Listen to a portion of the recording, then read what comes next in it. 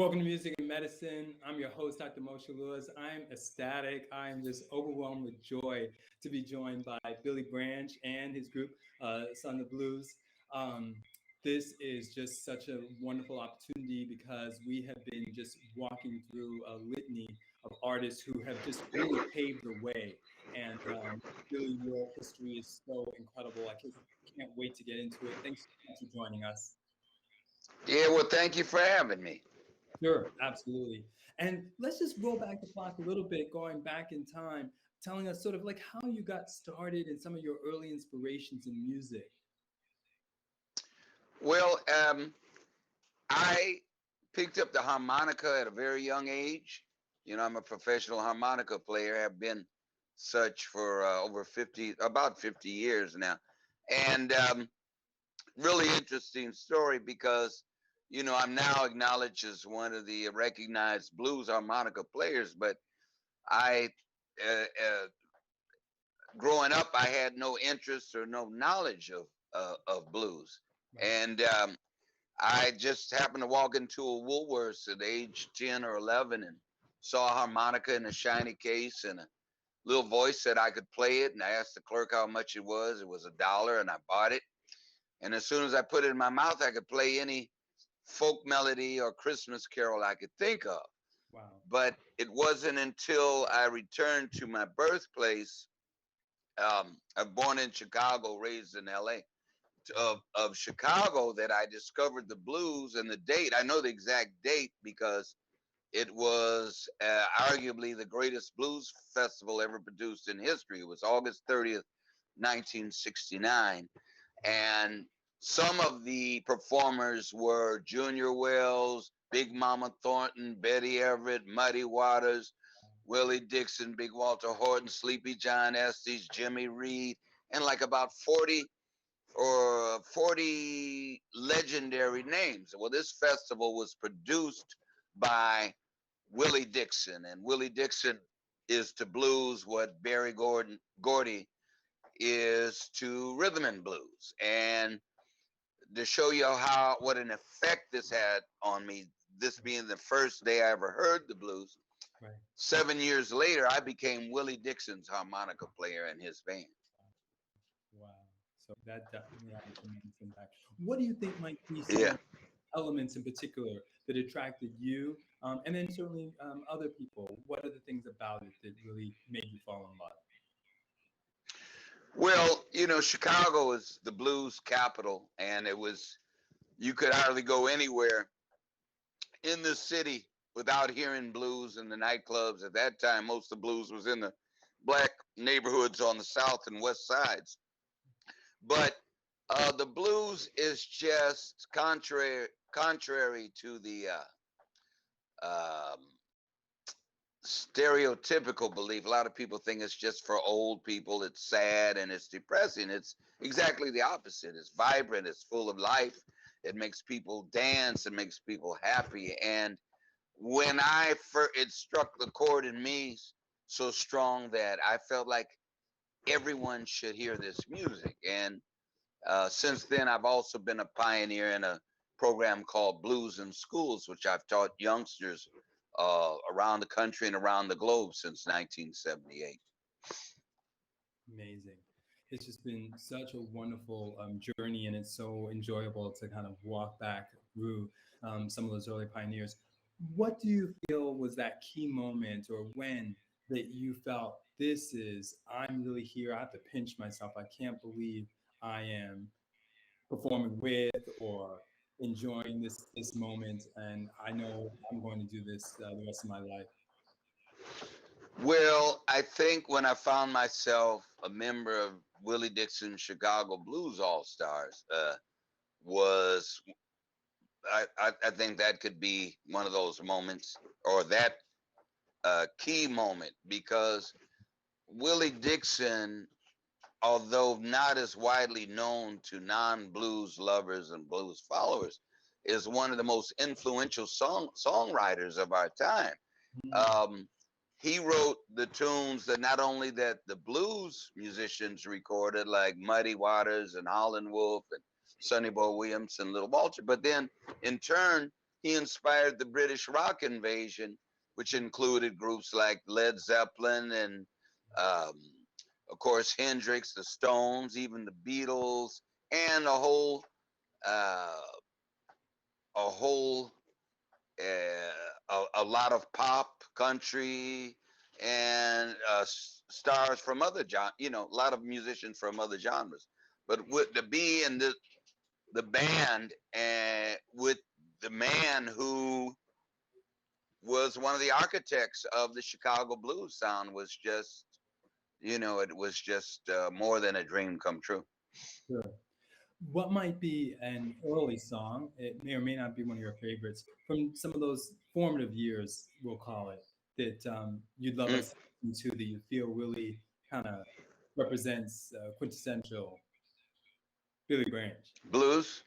Yeah, Uh, like be any the genre. Hoochie Coochie Man, which was written by Willie Dixon, and that was one of the first songs that I had the nerve enough to try to sing, and probably the first song I ever recorded on record. Not very well, but I did, and that became my nickname. Uh, among my friend, I was a Hoochie Coochie Man. Sure, I love it. And what does it mean to you? Well, you got to listen to the lyrics. Gypsy woman told my mother before I was born, you got a boy child coming, going to be a son of a gun, going to make pretty women jump and shout, and the world going to know.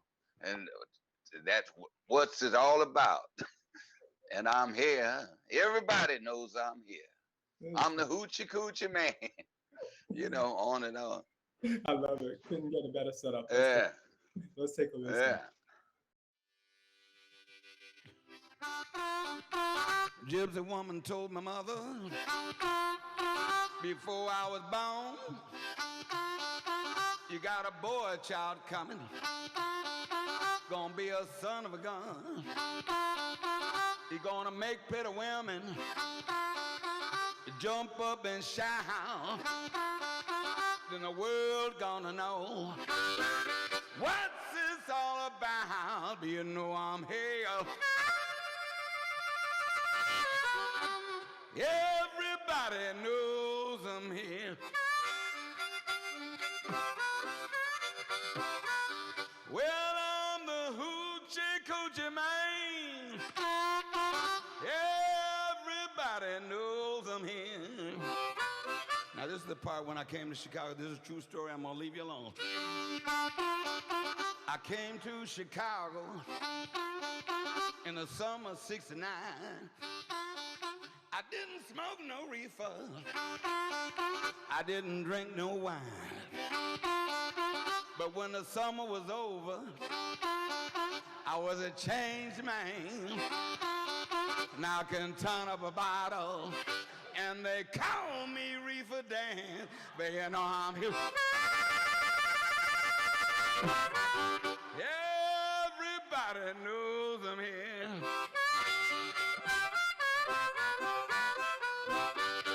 Well, I'm the Hoochie Coochie Man. Everybody knows I'm here.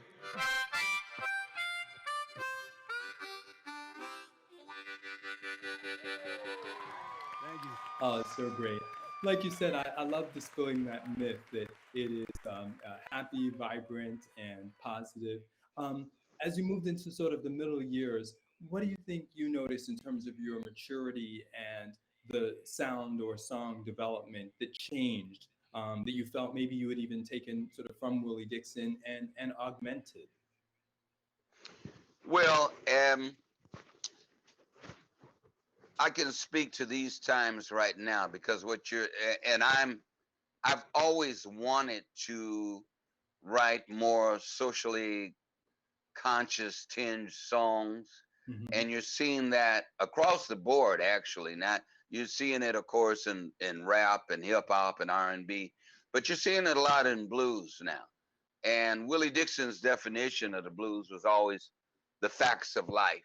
That's the way he defined it. He also defined it. He'd say the blues are the roots. All of the rest of America's music are the fruits, which is true. Everything, all the music from country, western, pop, hip hop, rock and roll, even gospel emanated from the blues.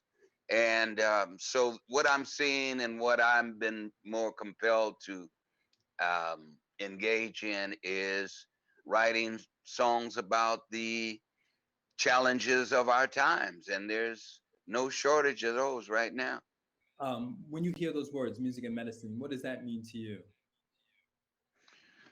Well, music, uh, as John Lee Hooker used to, has a song, "The Blues is a Healer," Sure. and I've witnessed, and as I'm sure you have as well, that music, as they say, laughter is the best medicine, but so is music. It's therapy. I've uh, seen it as long as I've been playing, even before I'm playing. Music has just the power to make people feel better, and Yeah, sometimes it even can affect them physically. Physically improvement, but certainly the mental state. And how many countless times have people, spoke to me and related stories of how they were brought out of depression or just felt better just by coming to our shows. absolutely. You've worked Hmm. with some of the greatest people in history. You've mentioned some of them, Buddy Guy, Hmm. King, Mr. Waters. Tell us maybe about some of the elements, maybe a couple of pearls that you feel you gleaned from those experiences, um, ways that you feel that you grew an inch that day, so to speak. Well, the blues is a traditional music, and my approach coming in as I didn't typically, historically, like guys like Muddy, the greats, B.B. King, Jimmy Reed, Little Walter, Howlin' Wolf, Willie Dixon, Coco Taylor. They came from the South. They lived the blues. They lived through Jim Crow. Yes. They lived through uh, the lynch period in history where there was lynchings were frequent, and discrimination, and then just hard work, working in cotton fields from sun up to sundown. They lived through all that. And although I didn't, I always had the utmost respect from them. That was a life lesson I learned, to try to listen and learn and absorb as much as I could. Although these great men and women that befriended me over the decades were not, most of them weren't formally educated, but they were treasure trove of mother wit and information and education, and I learned so much from them. Sure, and it goes Hmm. both ways. What are some of those Hmm. goals that you hope? I know you were talking about the program Blues for the Schools, that you hope to impart to some of the young people, whether they incorporate it into music or incorporate it into their lives. What are some of the things that you hope and that you try to instill in younger people? Well, just to try to be respectful in music, to have humility, um, to be able to listen and learn and pay attention and practice. Those are some things. Because again, when I came on this scene, it was like I was in the midst of royalty. Coco Taylor, I played on three or four of her albums. She was the queen of the blues. And again, Willie Dixon and guys like Junior Wells and Buddy Guy. These folks were the cream of the crop, and I was just felt privileged and blessed to be included among their ranks. We wanted to send a tremendous shout out to Ms. Edna Sims, who was kind to help pull all of this together because of a big project you've got coming up with Mr. Darius, the Mojo Project. Tell us about what it means to you and just your involvement with this.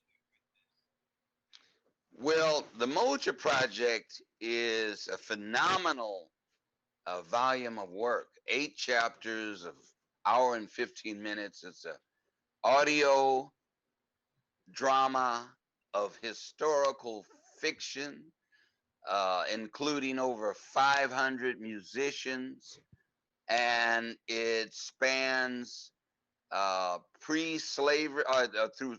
It starts from in Africa, Yeah. chronicling slavery, the Middle Passage, and then through slavery all the way up to modern times. And it is just a majestic, dynamic saga. And I don't think anything like this has ever been done. Like I say, it's historical fiction, but it is just,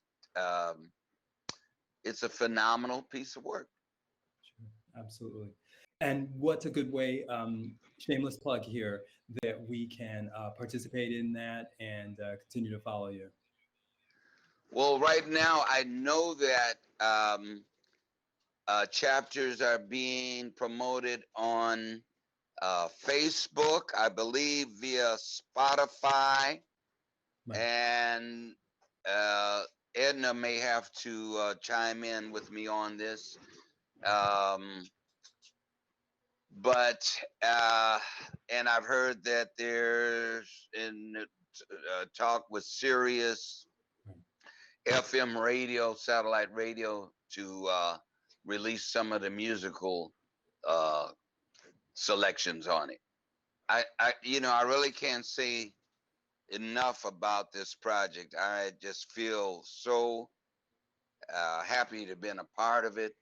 The author and producer, writer, has been a good friend of mine, Carl Gustafson, we've known each other, I don't know, 25, 30 years or more.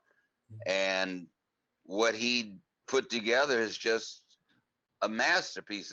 As I said, I don't think anything of this scope has been done before. This audio drama. I mean, you've got world-class musicians from all over the world, from Africa, some Cuban, and of course here in the United States. And I'm just hoping that it can, the word will get out, because it's a really compelling, necessary piece of work. It's got a lot of history, and a lot of the focus is about African American achievements that have been neglected in the popular media view. A lot of historical facts that have been suppressed are brought out in this saga of Mojo. Sure, absolutely. And I appreciated what you said too about this sort of time where we've become a lot more socially conscious, and artists in all different genres are really lending their hand, their voice, their music to help augment our history, and to also hopefully encourage our young people to learn it, understand it, appreciate it, and continue to carry the torch forward. So, so much appreciation for all doing that. Right, because you can, the connection with medicine. You think about the Middle Passage and the circumstances that the slaves were subjected to, and made to eat or drink out of the same trough as animals, and the medical treatment was basically non-existent. Right. And they said, I don't know the numbers, but there were quite a few millions that died during that Middle Passage. So you can imagine the untreated disease, yes, and medical challenges that they were faced with. And yeah. Absolutely. No, I think that's a great kind of setup for this piece. And yeah, let's take a listen. It's very important work. So Bobby Rush, his life history is pretty much the essence of the center of our project. It wrapped around my life, but it could be wrapped around your life too. I am my own creator. I know what you must think of me. Whatever I have, I got by myself. There's a lot you don't know. In order for you to have what you have, your ancestors went through hell. We're trying to tell the story of how American music changed being influenced by African music. The lives of these black people over 200 years are what really wrote the story. You always got to give respect to the people who created history. And if you don't, you're simply a murderer. There's so many ups and downs, so many downs. But what I had tears about yesterday, I got joy about it today. This project is a healer. It's a healer.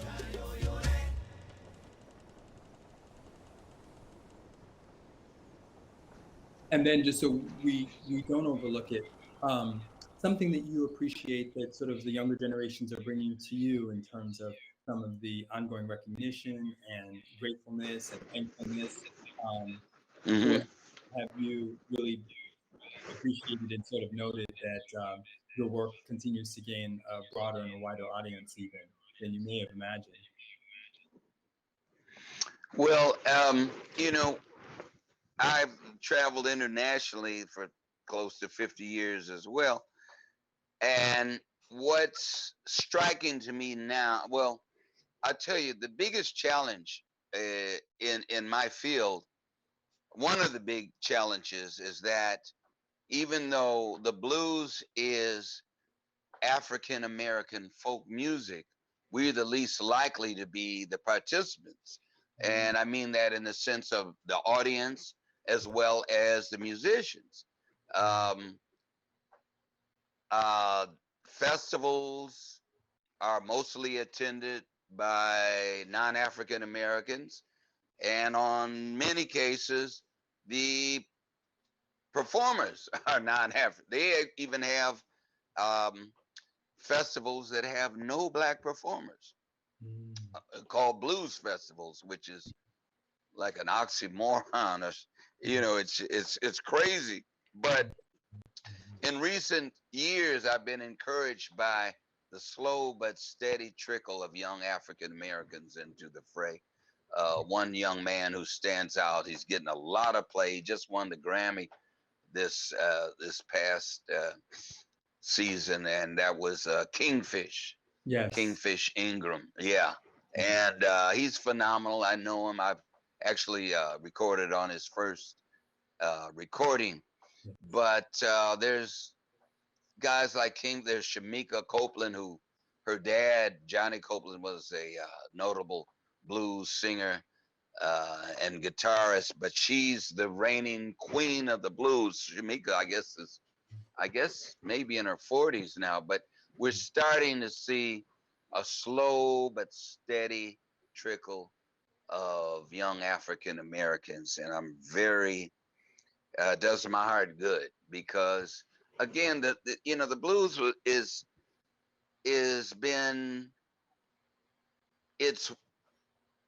it's where all the America's music came from, but yet it's the most neglected. I mean, when you turn on television, you watch the BET Awards, the Soul Train Awards, NAACP Award, the word blues is not even mentioned. And it's something that, to those who have loved this music and played it for so many years and strove for wider exposure, it's been very frustrating for us and very disheartening to see that our own people, the ones who created this, have not yet seen been compelled to embrace it and promote it. Right. And hopefully, in my lifetime, hopefully that will change. Sure, absolutely. I just want to draw that point out a little bit without trying to be negative, but do you sense that sometimes in the word itself, blues, and then through the church, that this concept of this being something that was relatively negative kind of really grew? Or is it really, since you did mention, Mr. Gordy, just a monetization thing that other parts of the culture basically got more money put behind them? Well, yeah, the blues always has had the stigma as the devil's music, and you'll hear many accounts of renowned bluesmen talking about when they'd have to go under the house or sneak away with their guitar or their harmonica, because if their daddy or their mama caught them, they get their butts whipped for playing that devil music. But again, yeah, that is part of it. And again, the stereotype is, some old guy on the porch or drinking a bottle of whiskey or wine. Willie Dixon used to tell me that, and I learned so much from him because he was a philosopher as well, and very smart, very perceptive man. And he would say that we got tricked into disliking our own music. We'd pull up to venues when we travel on the road, and you see a line of people around the block waiting to see Willie Dixon and Chicago Blues All-Star. He said, boss, back in the day, your people used to line up for the blues like that, because it would be all white people lined up. What's a good song that you would like to highlight that has spoken a lot to your heart, or that you still enjoy performing to this day? Oh, there's so many. One of them is called "You Gotta Help Me." I can't do it all by myself, which was co-written by Willie Dixon and was a big hit for Sonny Boy Williamson #2, Rice Miller. But basically it's Green Onions with lyrics. Booker T and the MGs is the same musical pattern, but with words. But that it says a lot in those simple phrases. You gotta help me. I can't do it all by myself. You gotta help me. I can't do it all by myself. You gotta help me. I can't do it all by myself. You don't help me with the blues, you have to find myself somebody else. I might have to walk, I might have to sew, I might have to cook, I might even mop that floor, but you help me out. I can't do it all by myself. If you don't help me with the blues, you have to find myself somebody else.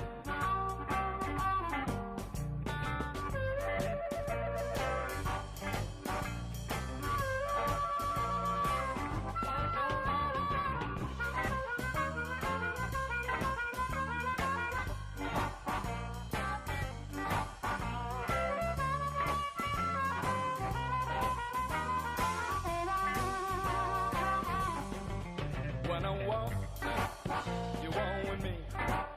When I talk, you talk to me. Oh yeah, I can't do it all by myself. If you don't help me with the blues, I have to find myself somebody else.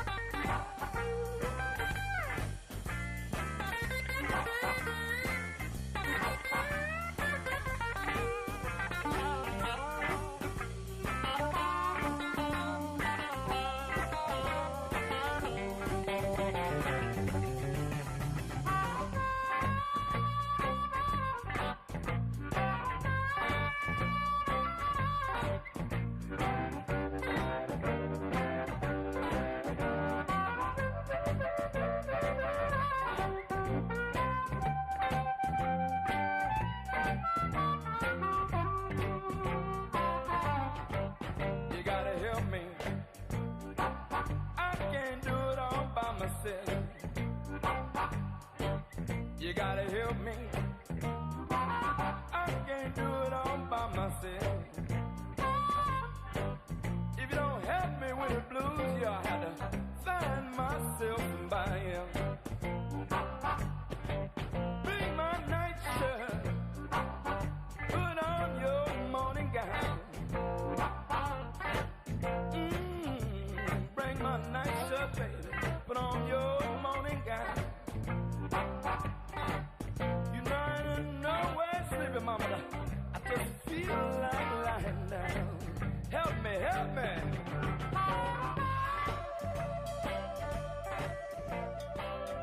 It's wonderful.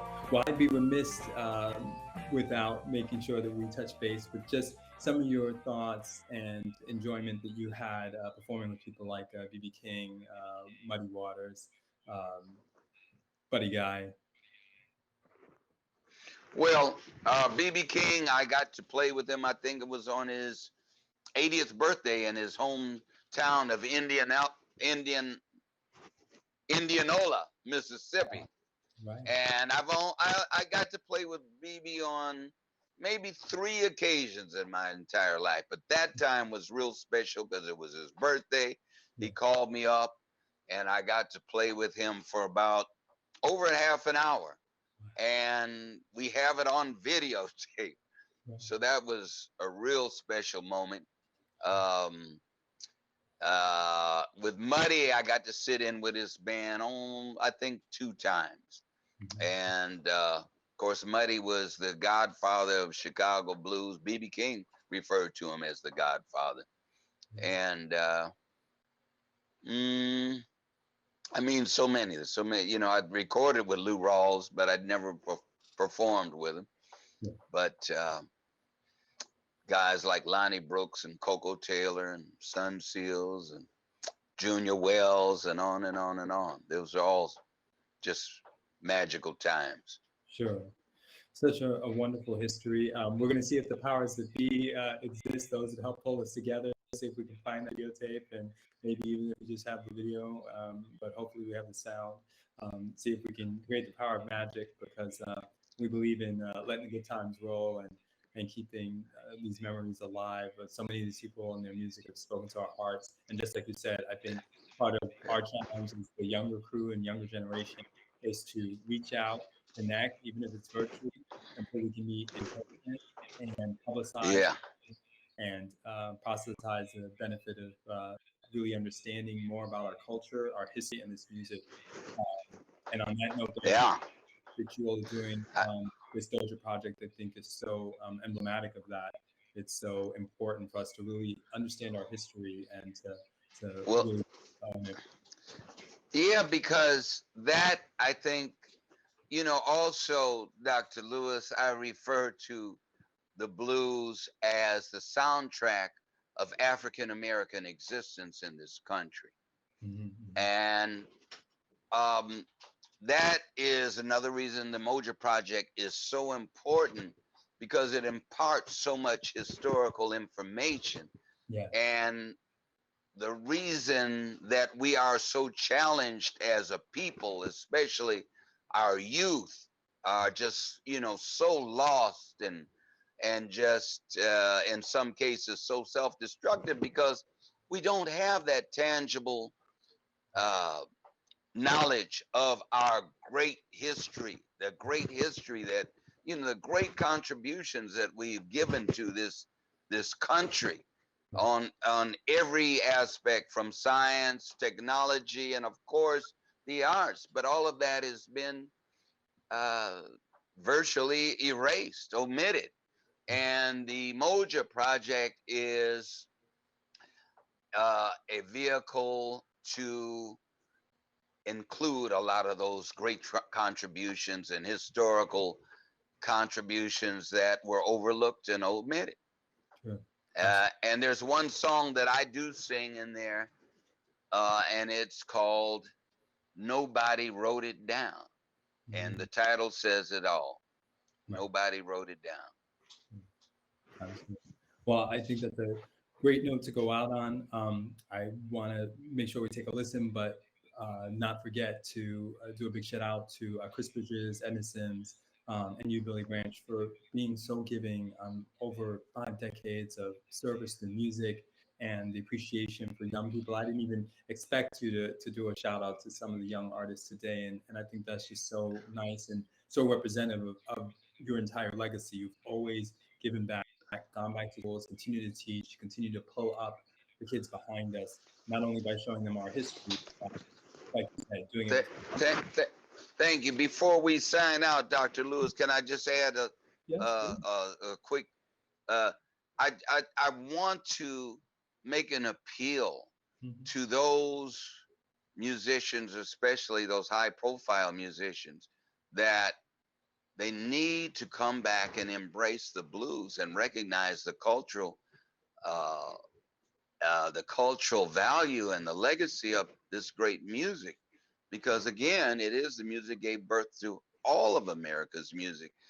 And until we embrace it on our own, we cannot complain that it's being co-opted by people that don't look like us if we're not doing anything ourselves. So I'm as I said, I was optimistic about the interests of young African American musicians, but I'd like to see more participation on professional entrepreneurial level yeah, of those folks that have the means and the ability.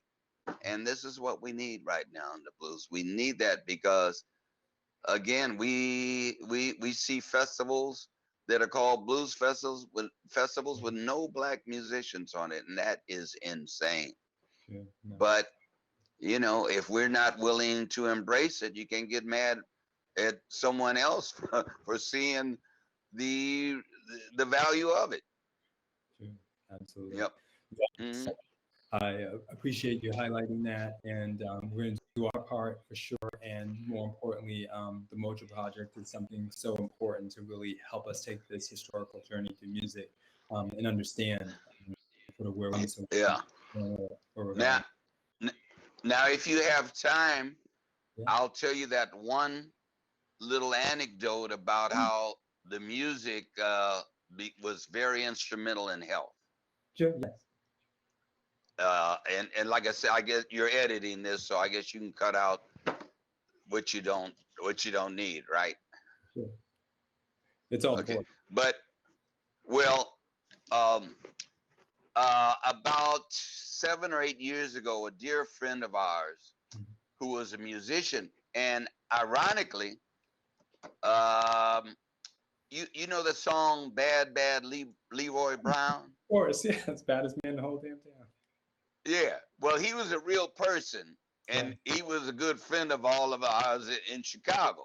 He was Leroy Brown, and he and Jim Croce were army buddies. Okay, sure. And I know Coach's work. My Eh, dad's named Leroy, Yeah. so I know any song with the name Leroy in it.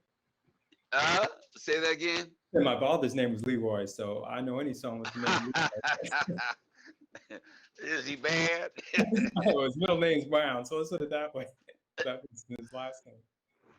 Well, anyway, so Leroy Brown had gotten very ill, Mhm. and my wife and I would go visit him in the hospital, and he kept deteriorating. I think it was a form of cancer, but it got so bad that he couldn't really speak anymore, and he could barely have any movement. So one of his relatives informed us that she needed power of attorney to be able to take control of his assets. And if she wasn't able to do it, then some woman that Leroy knew or had been dealing with was going to take all of his possessions. Right. And she was not really entitled to it, but that's the way it was. And so the problem was Leroy had gotten so weak, he couldn't sign his name. Right.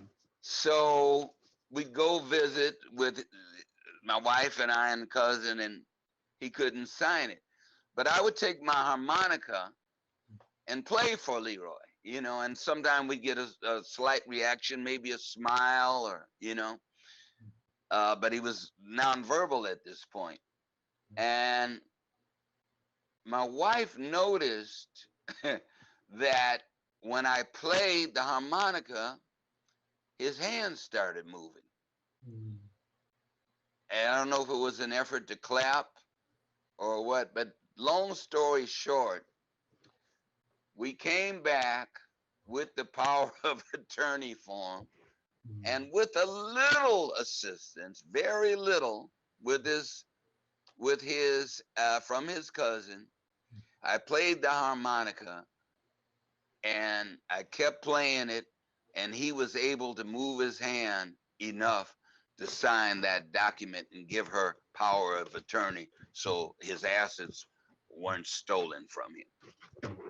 Yeah, and it's interesting you bring up this story because this is actually something that I see on a relatively regular basis, not the music component of it, but Yeah. this whole power of attorney, musician, and making sure that families Yeah. are protected and not other interests, we'll just put it that way.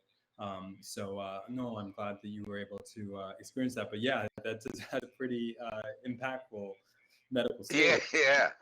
Yeah. I mean, I didn't even notice it. My wife noticed it. She said, "Did you notice Leroy's hand?"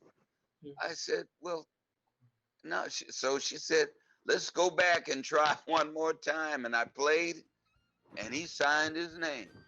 Wow. Yeah. Well, like I said, this has been such an amazing opportunity for us, and we just appreciate you working on this project so willingly and to give of your heart and your time, and like you said, to really do that historical look back and this great collaboration the Mojo Project represents. We will continue to plug it, promote it, listen, and more importantly, help include our listeners in turn to appreciate the music of the blues. I think it's so important. Right on. Thank you so much.